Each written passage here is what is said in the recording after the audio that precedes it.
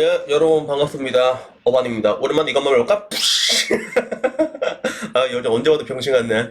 오늘은 뭐 특별한 얘기가 아니라, 절대로 결혼하면 안 되는 병신 같은 남자의 특징 두 가지에 대해서 얘기를 한번 해보려고 하거든요. 근데 이렇게 얘기하고 나면 많은 분들이 적지 않은 그런 배신감을 느낄 수도 있다고 생각을 해요. 이러나 저러나 제 유튜브 채널의 90.5%는 남자고, 그리고 그 9.5%의 여자로 이루어져 있기 때문에, 어반 형은 남자들의 편이 아니었어요? 라고 이렇게 물어보고 싶은 사람도 많을 건데, 저는 물론 여러분의 편입니다. 남자들의 편이라고 생각을 해요. 그렇기 때문에 뭔가 여러분들이 생각할 때 불합리한 것들에 대해서 얘기를 많이 하잖아요. 그리고 때로는 남성 편협적인 시각으로 여자들이 봤을 때 뭔가 꼴마초 같은 그런 얘기들도 이렇게 거침없이 얘기를 하는 건데, 근데 이거 그거랑 이런 건 다른 게, 일단 나는 이게 병신들의 편은 아니거든. 저는 병신은 무조건 극혐을 해요. 그리고 이게 세상을 살다 보면 병신 년들도 존나 많은데 병신 놈들도 엄청 많거든. 근데 그런 애들은 내 편 아니란 말이야. 그래갖고 이렇게 얘기를 해보려고 합니다. 우선은 여러분들이 확실하게 아셔야 되는 게 뭐냐면, 결혼을 하고 나면 여러 가지 일들이 벌어지잖아요. 근데 이 결혼에 대해서 연애할 때는 뭔가 좀 이렇게 귀책 사유라고 해야 되나? 그런 걸 봤을 때 여자들이 좀 지랄병을 튀는 경우가 엄청 많아. 엄청 많아. 그건 사실이야. 부정할 수 없는 사실인데. 근데 결혼을 하고 나서 이 결혼 행위를 파탄내는 사람들을 보잖아요. 그러면 그건 남자들이 압도적으로 높아요. 이거는 어떻게 보면 남자와 여자의 그런, 이건 본질적인 차이이기도 해요. 그래서 우리가 길 가다가 흔히 볼 수 있는 뭔가 이제 그런 거 있잖아.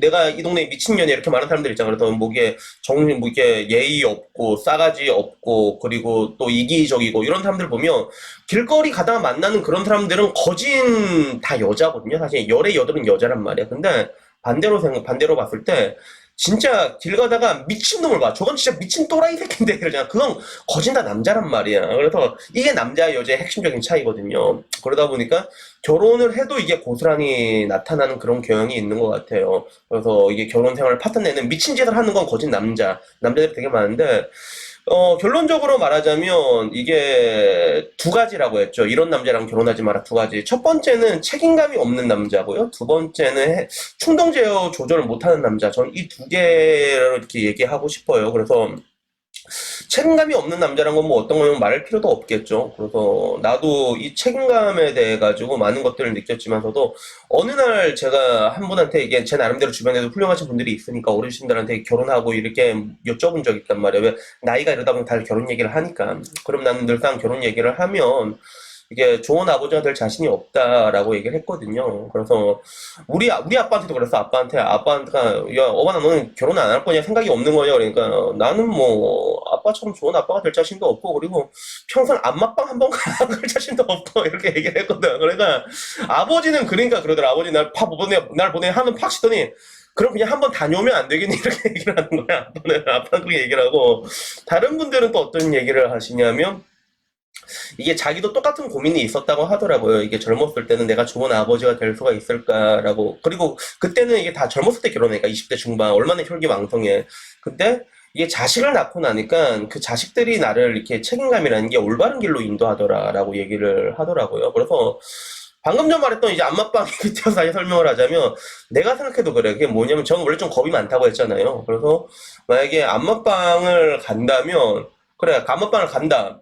와이프한테는, 그래, 나도 진짜 내가 얼마나 가고 싶으면 갔겠냐. 이렇게 와이프한테 얘기할 것 같은데, 근데 문제는 내가 딸을 낳았다고 가정을 했을 때, 딸한테는 이런 게 먹히냐고. 야, 좆되는 거, 나는 평생 딸한테 그 경멸의 신호를 이렇게 보면서 자라야 된단 말이야.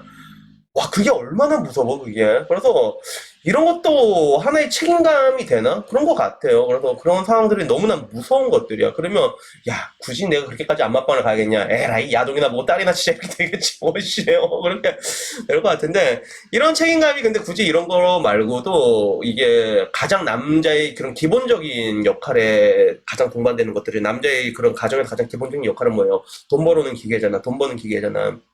그래서 내 친구 연호 아빠의 이야기를 그대로 빌려오자면, 결혼을 하고 애를 낳고 둘을 낳고 난 다음에 느끼는 감정은 하늘을 짊어진 것 같다라고 얘기를 하더라고요. 그만큼 무거운 거야. 그래서 이런 것들이 있기 때문에 우리가 진짜 죽어라 돈 버는 기회로 보고, 그게 테레비 같은 거 봐도 자기 낮에 일 끝나고 돈 쪼들린 간 밤엔 또 그런 거 뭐 이게 그 대리운전도 하고 그런 분들을 심심치 않게 볼 수 있잖아요. 그 죽어라 일만 해 하루에. 그렇게 진짜 자기 한번 불사질러서 일만, 죽어라 일만 하는 그런 남자들의 이면은 책임감 때문이거든요. 그러니까 결국엔 이 책임감이 결여됐다는 거, 이건 어떻게 보면 굉장히 큰 귀책 사유에 해당된다고 생각하고, 그리고 두 번째, 이게 충동 조절 제어 같은 경우도, 이것도 따지고 보면 굉장히 큰 거죠. 아까 말했던 뭔가 순간의 유혹을 못 이겨가지고 결혼 생활을 이제 파토내는 행동들을 하는 것들. 그래서 보통 이런 것들은 여자도 분명히 있겠지만 남자가 훨씬 많거든요. 남자가 이게 좀 떨어지는 능력들이 있어. 결혼을 하고 나면. 정확히 말하자면 그런 걸 좀 스릴이나 이런 걸 좀 즐기는 경향이 있잖아요. 남자들이. 그러다 보니까 이게 남자한테서 좀 더 많이 발동되는 것 같아요. 그래서 예를 들면 뭐 이런 거야. 뭐 아까 좀 말했던 뭐 안무방도 마찬가지겠지만서도 약간의 그런 것들. 우리가 살다 보면 굉장히 많은 유혹에 휩싸이게 되거든요. 그리고 특히나 결혼을 하게 되면 나도 근데 사실 이게 진짜 어렵다 생각되는 게 연애를 이렇게 난 길게 보면 난 3년이거든요. 3년을 해봤는데 결혼을 하게 되면 막 20년 이렇게 하잖아. 2, 30년 하잖아.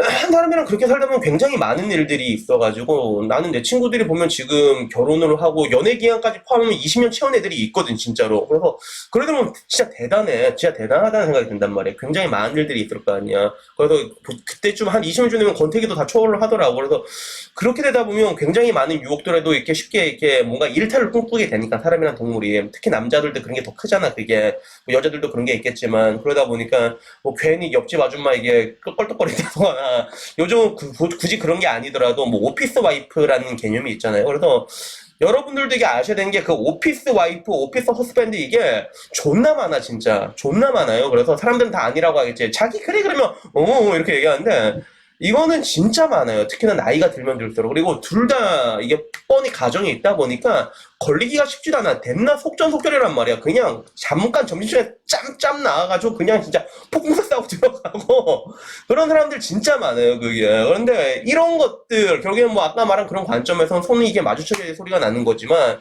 남자가 이런 것들을 더 찾는 경향들이 있거든요. 그래도 남자는 남자이기 때문에 아무리 성욕이 줄어들어도 근데 차라리 이게 뭐 오피스 와이프, 오피스 허스밴드 이런 것처럼 그냥 남의 마누라랑 떡 한 번 치고 이런 거면 외래 낫지 이게 외래 그 정도 난 괜찮다고 생각을 해.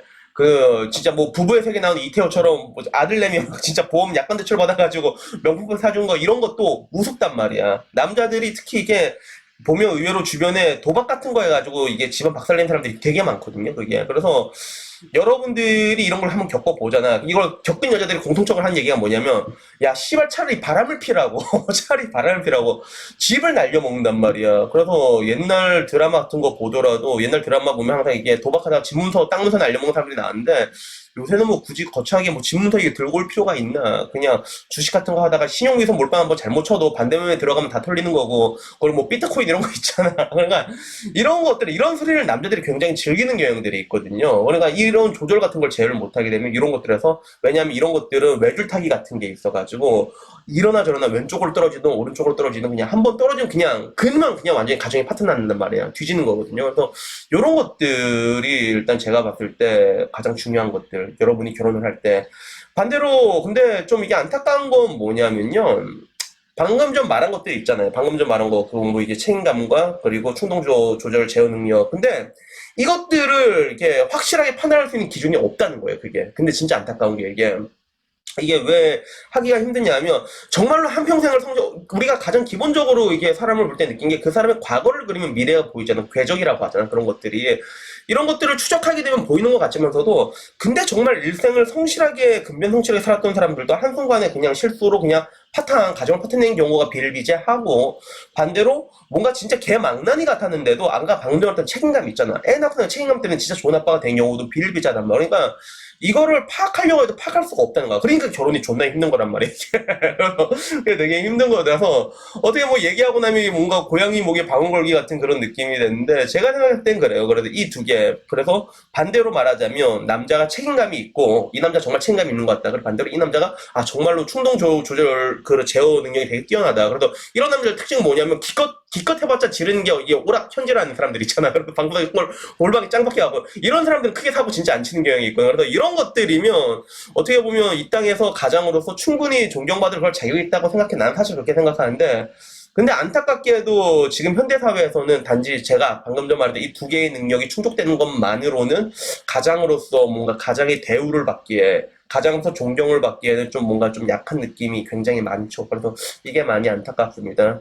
그래서 여튼 오늘은 그런 뭔가 결혼을 하면 안 되는 남자의 두 가지 특징에 대해서 얘기했는데 뭐 이거 얘기하면서도 남자들도 들으면서 아 저게 씨 나갔다라는 사람들 되게 많을 거야 그게. 근데 그렇게 나갔다라는 사람들도 너무 걱정하지 마세요. 그게 아까 말한 것처럼 결혼을 하고 나면 좋아진 경우도 되게 많아. 그런 것도 되게 많아. 근데 반대로 뭐가 뭐냐면 평생을 이렇게 성실하게 살아왔는데 그 옆집 와이프의 유혹에 한 방에 넘어가지고 가정을 파탄낼 수도 있다는 거. 그래서 이게 정말로 위험한, 어떻게 그러니까 진짜 한치 앞을 알 수가 없기 때문에 결혼이라는 것들이 정말로 힘든 게 아닐까 뭐 그런 생각을 해보게 됩니다. 여튼 그럼 오늘 영상은 여기까지고요. 뭐 다음에는 뭐 조금 더 재밌는 영상으로 찾아뵙도록 하겠습니다. 이상입니다. 감사합니다.